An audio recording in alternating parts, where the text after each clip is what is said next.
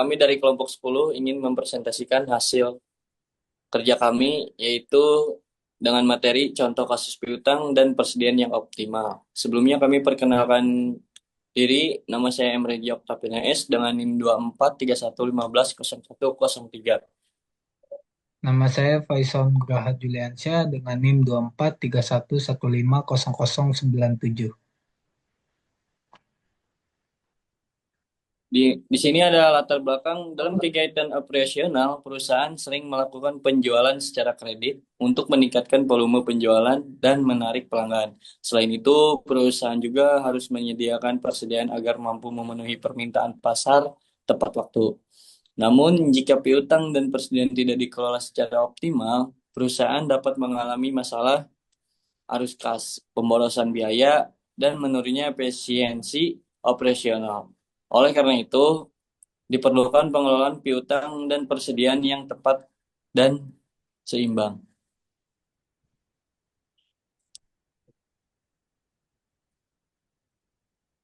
Pengertian piutang. Piutang adalah hak perusahaan untuk menerima sejumlah uang dari pelanggan akibat penjualan barang atau jasa secara kredit. Piutang termasuk dalam aset lancar karena diharapkan dapat ditagih dalam jangka waktu kurang dari 1 tahun. Pengelolaan piutang yang baik bertujuan untuk mempercepat penerimaan kas, mengurangi resiko piutang tak tertagih, menjaga stabilitas keuangan perusahaan. Pengertian persediaan. Persediaan merupakan barang yang dimiliki perusahaan untuk dijual kembali atau digunakan dalam proses produksi. Persediaan berperan penting dalam menjaga kelancaran operasional perusahaan. Namun, persediaan yang terlalu besar akan meningkatkan biaya penyimpanan. Sedangkan persediaan yang terlalu kecil dapat menyebabkan kehabisan stok dan kehilangan penjualan.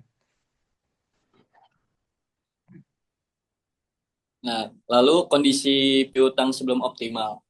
Pada kondisi awal, yang pertama itu banyak pelanggan terlambat melakukan pembayaran, yang kedua itu rata-rata piutang mencapai 300.000, dan yang ketiga itu perputaran piutang hanya 3 kali per tahun. Kondisi ini menyebabkan kas perusahaan tertahan dalam piutang dan meningkatkan resiko piutang tertagih.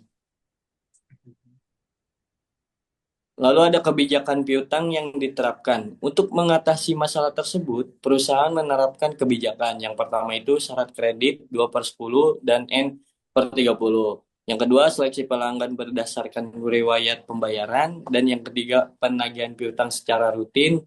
Dan yang terakhir, pemberian insentif bagi pelanggan yang membayar tepat waktu.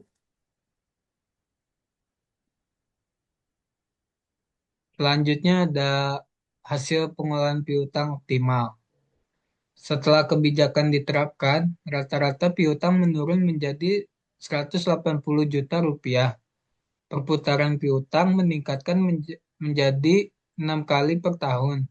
Arus kas perusahaan menjadi lebih lancar. Hal ini menunjukkan bahwa pengelolaan piutang yang optimal dapat meningkatkan likuiditas tanpa menurunkan penjualan. Selanjutnya ada kondisi persediaan sebelum optimal. Masalah persediaan yang dihadapi perusahaan antara lain yaitu yang pertama persediaan sering menumpuk di gudang. Yang kedua, biaya penyimpanan meningkat. Yang ketiga, resiko kerusakan dan kadaluarsa barang. Perusahaan belum memiliki metode baku dalam menentukan jumlah pemesanan.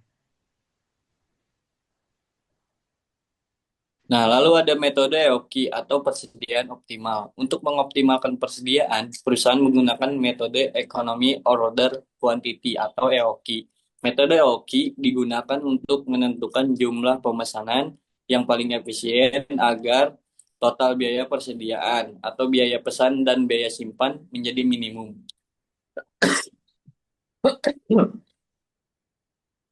Nah, di sini ada hasil perhitungan EOKI. Diketahui permintaan tahunan 12 unit, 12.000 unit. Lalu ada biaya pesan 200.000, biaya simpan 10.000 per unit atau per tahun. Hasil perhitungan menunjukkan EOKI sebesar 693 unit per pesanan, sehingga perusahaan dapat memesan dalam jumlah yang lebih terencana.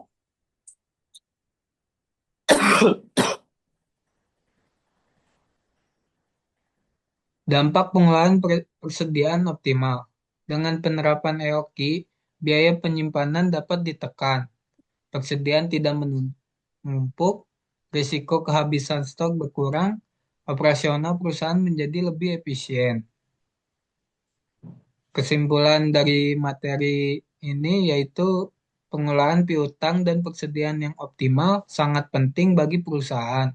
Piutang yang tertagih tepat waktu akan memperlancar arus kas, sedangkan persediaan yang optimal dapat menekankan biaya dan meningkatkan efisien.